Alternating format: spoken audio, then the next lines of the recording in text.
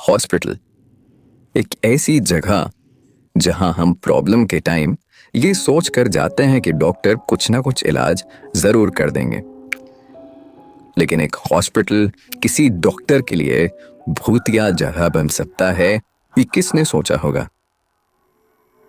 आज की कहानी हैदराबाद के एक हॉस्पिटल में हुए एक ऐसे ही ट्रू इंसिडेंट पर बेस्ड है, जिसकी कहानी हमारे एक व्यूअर मारवा ने हमें भेजी है।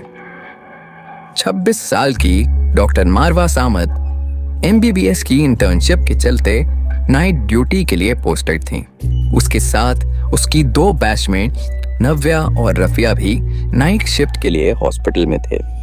क्लासेस के दौरान उन्होंने लोअर बेसमेंट के एक हॉन्टेड रूम के बारे में बहुत सुना था।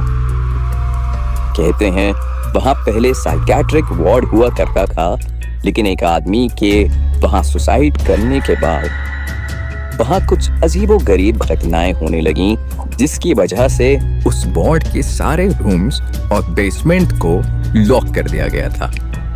वहां किसी को भी जाने की इजाजत नहीं थी और चाबियां बस सिक्योरिटी गार्ड अहमद चाचा के पास रहती थी। मारवा, नव्या और रफिया तीनों ही अभी यंग इंटर्न्स थे और डिलीजेंटली पढ़ाई के साथ साथ कुछ ना कुछ दारद भी करते रहते थे। उस रात हॉस्पिटल में ज्यादा पेशेंट्स नहीं थे, तो उन्होंने सोचा क्यों ना आज लोअर बेसमेंट जाकर उस जगह की तफ्तीश की जाए। तीनों ने किसी तरह अहमद चाचा से छुपकर चाबी ली और बेसमेंट की तरफ चल गए। सीढ़ियों तक पहुंचते ही एकदम अंधेरा देख नव्या घबरा गई और उसने सबको वापस चलने के लिए कहा, लेकिन कोई नहीं माना।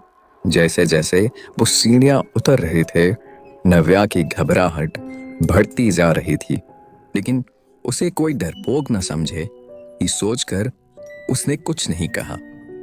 उस लंबे से कॉरिडोर के एक रूम की लाइट्स फ्लिकर कर रही थीं।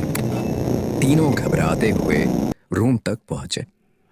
हर तरफ वो जगह बंद होने के बावजूद उस कमरे के आसपास बहुत जोरों से हवा चल रही थी। नव्या को उस कमरे की एक खिड़की के रिफ्लेक्शन में पंखे से लटता एक आदमी दिखा और वो जोर से चीख पड़ी। उसके चीखते ही मानो वो आदमी गायब हो गया। मारवा और रफिया उसके डर को देखकर जोर जोर से हंसने लगे और नव्या उन्हें फिर से कुछ नहीं बोल पाई। वो दोनों कमरे की और अंदर जाने लगे, लेकिन नव्या को अचानक बहुत ज्यादा ठंड लगने लगी और वो कमरे के बाहर चली गई। कमरे के बाहर जाते ही नव्या को ऐसा लगा कि किसी ने उसका पैर पकड़ लिया हो और वो जोर से चीखी। इससे पहले कि मारवा और रफिया कुछ कर पाते, उन्होंने देखा कि एक डरावना सा आदमी नव्या को घसीटते हुए कॉरिडोर के एंड तक ले जा रहा है। वो नव्या की तरफ भागे, लेकिन उस रूम का दरवाजा बंद हो गया और मारवा और रफिया उस रूम से बाहर नहीं निकल पा रहे थे। अचानक सारी लाइट्स बंद हो गईं। उन्होंने वापस दरवाजा खोलने का ट्राई किया तो वो आसानी से खुल गया। बेसमेंट में एकदम अंधेरा था और मारवा और रफिया तो कुछ समझ नहीं आ रहा। उन्होंने जब अपनी टॉर्च लाइट्स ऑन की तो उन्हें ऐसा लगा कि एक साया कॉरिडोर में घूम रहा है। दोनों उस साये के पास आते ही बहुत जोर से चीखे और बेसमेंट से भाग निकले। ऊपर जाते ही उन्होंने अहमद चाचा और कुछ लोगों की मदद से बेहोश नव्या को बेसमेंट से निकालकर ऊपर हॉस्पिटल के रूम में एडमिट किया। नव्या थोड़ी ठंडी पड़ी और कुछ बड़बड़ा रही थी। सारे सीनियर डॉक्टर्स ये देखकर शॉक्ड थे। किसी को कुछ समझ नहीं आ रहा था। नव्या उस रात से 6 महीने तक कोमा में थी।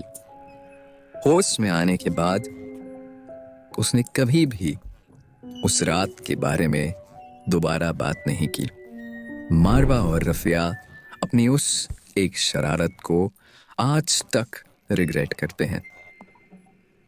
अगर आपको ये कहानी अच्छी लगी, अभी सब्सक्राइब करिए और देखते रहिए हिला देने वाली हॉरर स्टोरीज।